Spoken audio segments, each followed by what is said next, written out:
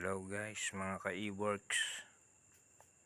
Meron pa ako ditong gagawing chair, massage chair. Ayan. Ang diferensya niyan ay yung error ang code F38. Bali, tinrace ko yan. Hindi nagpapunction yung motor na ito sa likod. Dahil na over na siya sa humigpit na, nahihirapan yung motor. Umiikot pala yung gear, yung motor umiikot, yung gear hindi umiikot. Yan, dahil nabilog na pala yung plastic na yan. Ginawa ko, pinabutasan ko, tapos nilagyan ko na lang ng tornilyo.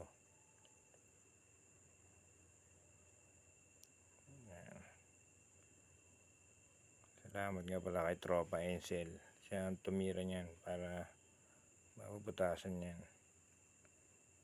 Yan. Tumutor nga pala na to, parang motor na 3-phase inverter na siya. Parang motor ng inverter na siya.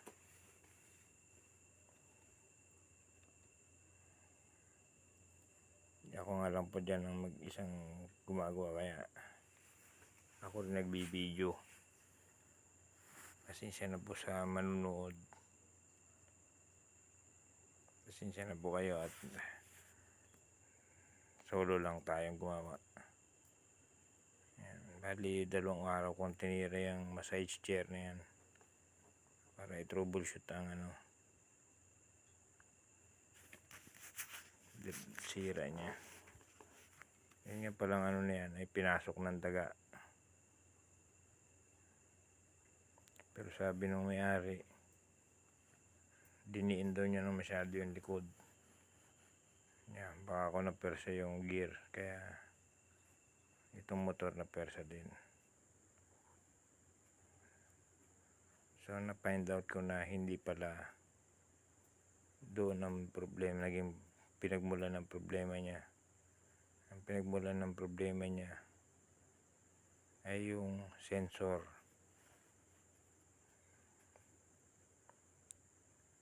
Dahil hindi niya masense yung hangganan, sumubra yung ikot ng motor, kaya sumikip na, hindi na siya makabalik.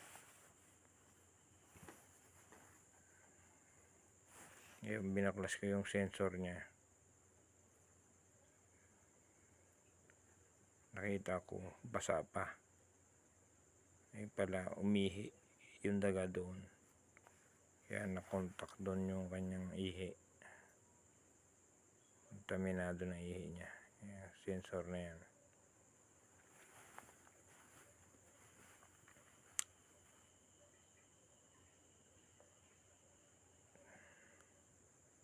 Yan, tinry ko yan dyan, pero ganun pa rin nangyari.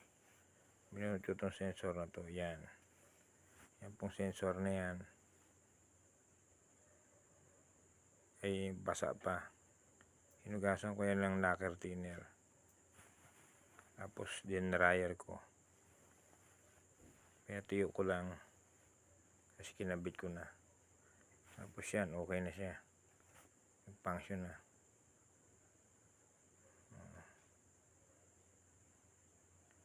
Yan pala yung ang trabaho niyan, taas baba, yung naghahagod sa likod. Ayan, testing na ni Bossing. Thanks for watching.